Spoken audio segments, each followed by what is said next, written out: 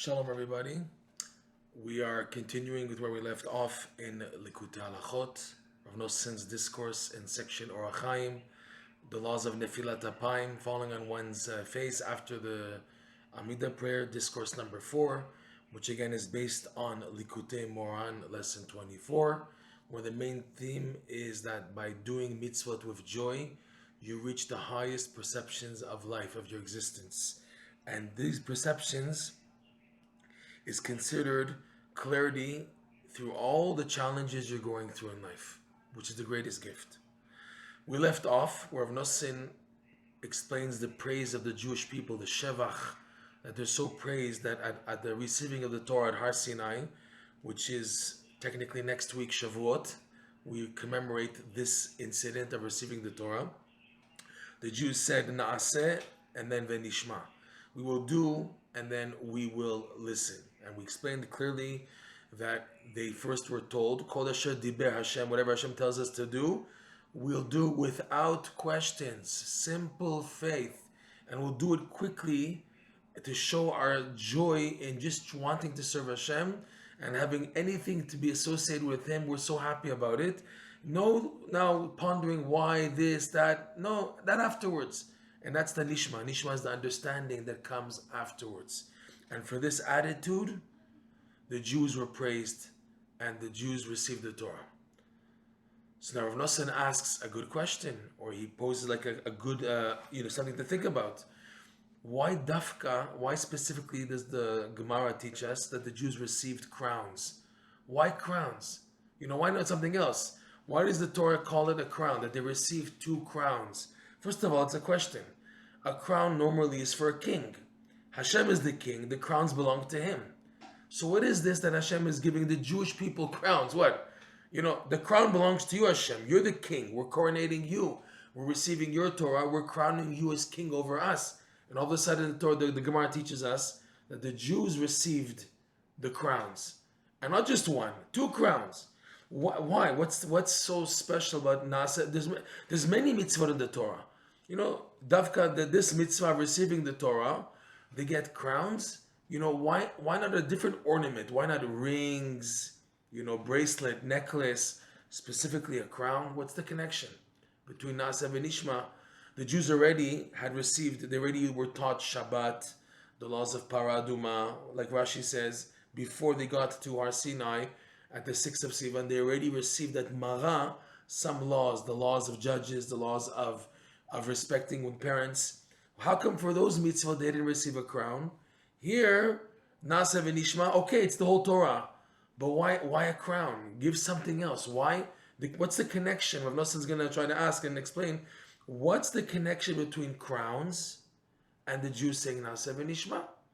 So he's going to say now, we're going to see how it has to deal with the factor of what the crown represents, as Rabbi Nachman elaborates very deeply, very amazingly in the Likutey Moharan lesson 24, plus the added input of joy.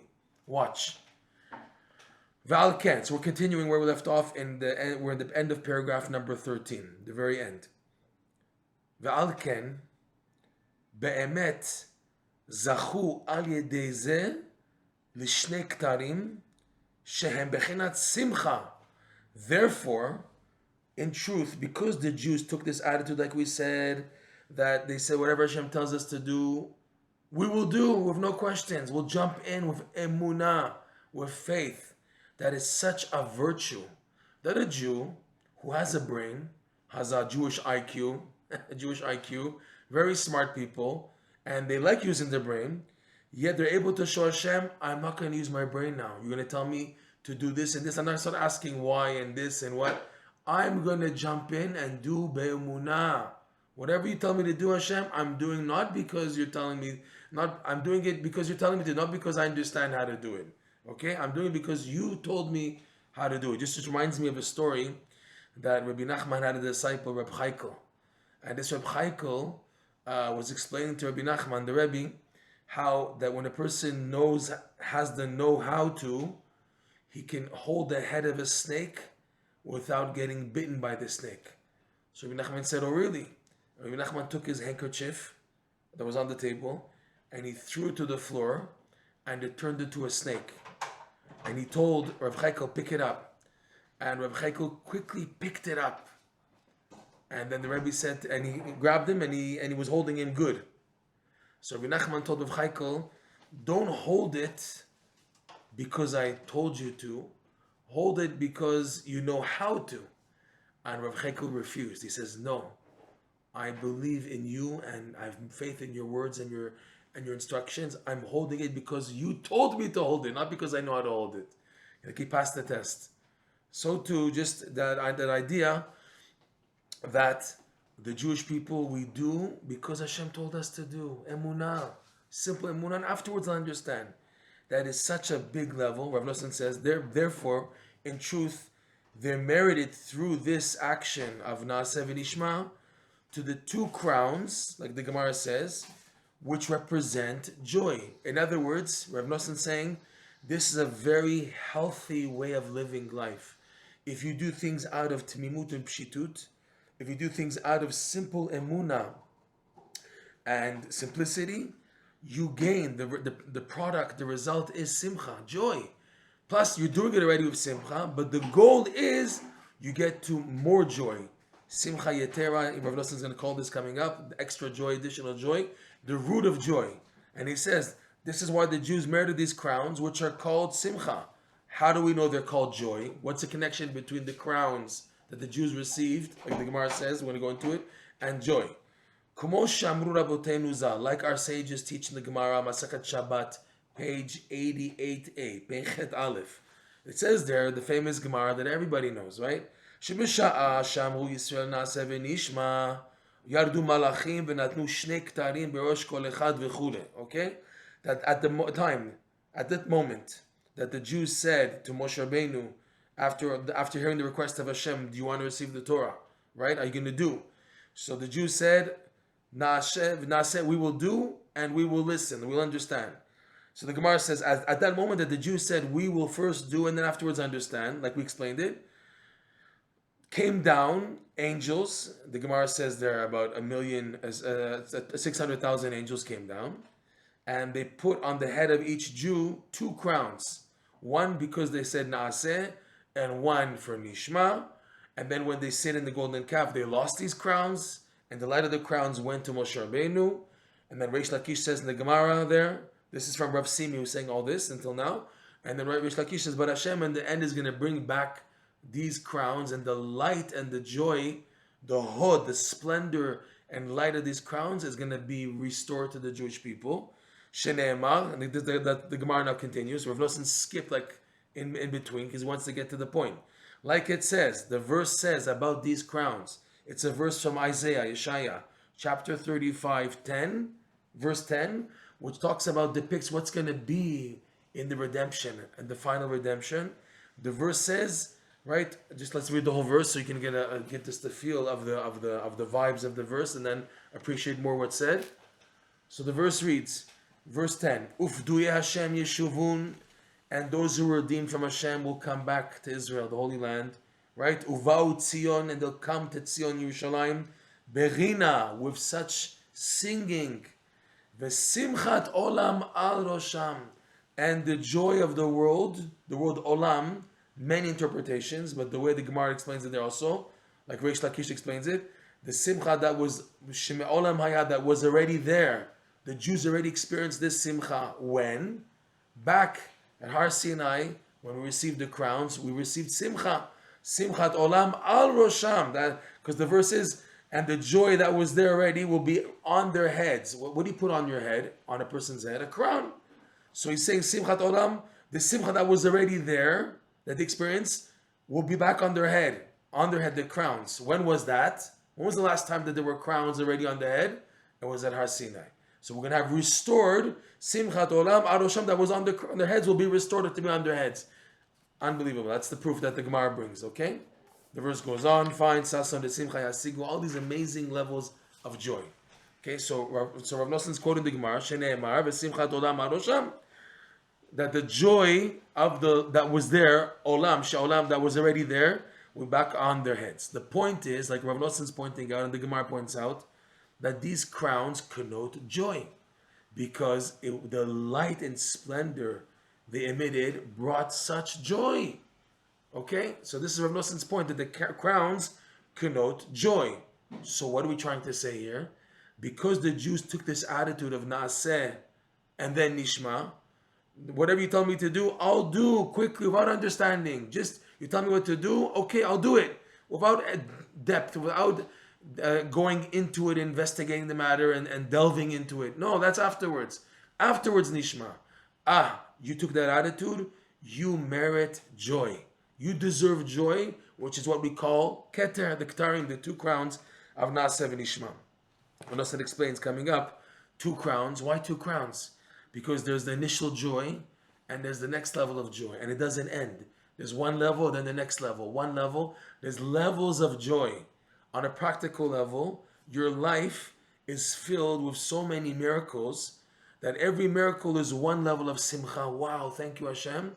And then another thing that happened in life is another level, and it's always like bigger miracles you're having. Big time miracles in life. You see the light and the miracles, and you're just full of extra joy and additional joy. Always Hashem, it's unbelievable how many miracles I'm having. One greater than the next, and one joy greater than the next also. Okay? Fine. V'simchat olam al-sham. So he explains Rav Nosson. So first of all, we see it from the Gemara clearly. The crowns connote the idea of joy. So Nosson explains why. What's a connect, or how? How and why the connection between the crown and joy. Okay. I understand from the Gemara. The Gemara is saying a fact. It was a simcha. But Rav Nosson wants to go into it, and why was it such a simcha? And you see the why, and then you understand better the picture, the Naaseh v'Nishma attitude leading to this joy. What do they gain by doing Naaseh v'Nishma? Okay? Ki elu hasagot v'adayim. These crowns that the Jews merit to by saying first Naaseh v'Nishma, which applies even today when a Jew chooses to take on a simplistic, straightforward attitude of serving Hashem with simplicity and later on understanding. So he's saying, and then what it leads to is perception of the crowns. These crowns, like Rashi says, was a hod of the Shechina, was a light. But the light, like we know, like you remember the cartoons. Oh, I have an idea, and a light bulb pops up. Light connotes clarity. Just like on vision, you see clearer when there's light. Also, light connotes clarity of the mind. When you have a breakthrough, when you have a clarity in life, in knowing something, okay? So that is the idea of shining the light, the ziv, right? Like Rashi said in the Gemara, that these crowns emitted light. Because it's the same thing. It's clarity of knowledge. So it's a hasaga, it's a perception due to clarity. So that's what the crowns represented. He says, Ki ha'elu hasagot v'ha'adayim, these perceptions and these crowns, that they were perceptions basically, shezachu alidei Naaseh v'Nishma, that the Jews merited because of the attitude of Naaseh v'Nishma, like we said. They first said, we will do with simplicity and straightforward emunah, and then we'll understand what we did, what we were told to do. Hem bechinat ktarim, they're the concept of the crowns, like we said already, okay. Bechinat simcha, the idea of joy, okay, we said that. Bechinat the simchat olam arosham, the idea of the joy that was always there on their head. Rav Nosson is adding this idea that the joy is clarity of perception. The joy is because you have clarity. Like they say, there's a famous saying, there's no greater joy in life when your doubts and frustrations are made clear. That is the greatest joy. When you discover the meaning behind all the so-called suffering and pain and frustration and confusion, and then you get clarity, there's no greater simcha than that. So Rav Nosson's equating simcha with clarity of perception, of understanding. You get clarity in your mind. Okay? Hem bechinat ktarim, bechinat simcha, bechinat de simchat olam arosham. So Rav Nosson's going to now just add one more point. Ki zachu lebechinat keter, shebechinat hamesader v'meyashev. How does the crown fit in? The crown is explained pretty clearly and deeply by Rabbi Nachman in lesson 24, Likutey Moharan. The crown is the idea of perceiving the level beyond you by accepting to wait. It says keter is similar grammatically to a word katar. that appears in the book of Job, where Elihu said to Job, Katar li ze'er v'chaveka. Wait for me a little and I'll answer you. So wait is katar, the same letters as keter. Reb Nachman makes that connection because of the grammatical similarity, that waiting and crown, because a crown is also like a barrier around the head, as if to tell, wait, you want to go further, you want to perceive what's within the crown, the head of the king, you have to wait. There's a wall separating, and the wall forces you to wait. So too, he says, to perceive that which is beyond your level, you want to perceive it, you have to learn how to train yourself, how to accept to wait. Because the normal attitude of a person who is looking for perception is to run towards it. You're looking for clarity. Why are you looking for clarity? Because you can't stand the darkness and frustration and confusion of life. You're looking for like air. I want a way to breathe out of this situation. So it's only normal for a person to run if he finds an opening when he's in pain. It's like, for example, you ever take classes on riding horses. They train you. They say, how do you get the horse to move? You put him in an uncomfortable position. Like, for example, when you pull the rein, so you're pulling on the mouth of the horse. So he doesn't it's not comfortable for the horse. So automatically he stops because it hurts him. He wants you to stop pulling on his mouth. So you pull back, so he understands to stop because he doesn't want to pull. Okay? So that's how the normal attitude of a person is to run. Okay? But you have a restraint. The restraint though is when a person is in pain, he's looking for leeway. Okay? Also, when you get the horse moving, you bang him on his belly, on his stomach, on both sides, and it gets him running because he doesn't like that you punched him. So the movement or lack of movement, whatever, if you're moving already, is because a person is not comfortable in what's happening. So that's what causes the opposite. So too, a person is always looking for some avenue, some way out, some light. Okay, but Reb Nachman says this is the test. If you're able to accept the push back, you want to go forward, but they push you back. They push you back into the frustration and the confusion, and you're told to wait, and you're made known that this waiting is what's going to let you advance. This test of waiting will allow you to proceed further, to perceive that which is beyond you, perceive that which you need in order to deal with the frustrations and confusions that you're going through. Okay, so he says, "Ki zachu lebechinat keter." The Jews, by saying "Naseh v'nishma," which means I'll seek to understand afterwards, they're deserving of perceiving that which is beyond them, that knowledge which they really need in life to give clarity. Okay, that's called the keter. Shehi bechinat hamesader v'hameyashev kanizkar le'el. The keter is what's called the settling and the organizing and the settling of the mind. What the keter does by getting you to wait. What is accomplished? What do you accomplish, Hashem, by making me wait? As if I'm not suffering enough as it is already. I want to advance. Why this? Why keep me in the frustration and the confusion and the darkness and the misery? Why keep me here? Why? Because now that you're in pursuit mode, you're running, and you're eligible to receive the next levels because you do Naseh v'nishma, because you take the attitude of a simplistic, straightforward, happy attitude of doing without understanding, and then later on understanding. So because of that, we want to give you the gift of being ready to perceive that which is beyond. But for that to happen, your mind has to be, the puzzles of the mind which are not settled, has to be put into place in order to receive light of that level which is beyond you. That's what the keter does. The keter causes you to katar, to wait. What the waiting does for you while you're being burnt and you feel, I'm going to pop, I can't hold on anymore of this frustration, confusion. What it does, but nonetheless you accept it with emunah and simcha, knowing that this is the process. What happens is that the mind the faculty of the keter, by keeping you on waiting mode, allows the mind to settle itself, to organize itself, and also to settle itself. When that happens, when the coordinates are everything in the right place, then the keter unlocks the door and opens to a person this light. It's called the infinite light, which on a practical term translates clarity from all the frustrations and confusions you're having right now in your life. To get that clarity. That's the infinite light. And it's at every level that you have a test. The infinite light is there to shine light from this high holy level, way above your level, to give you clarity. To come to this, to Naseh v'nishma. And the result of that happening, when that happens, it in itself is simcha.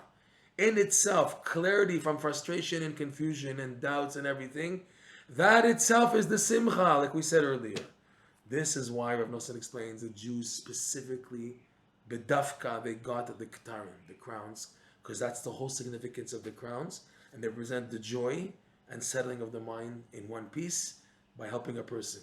And he's deserving of it because of the naaseh v'nishma attitude.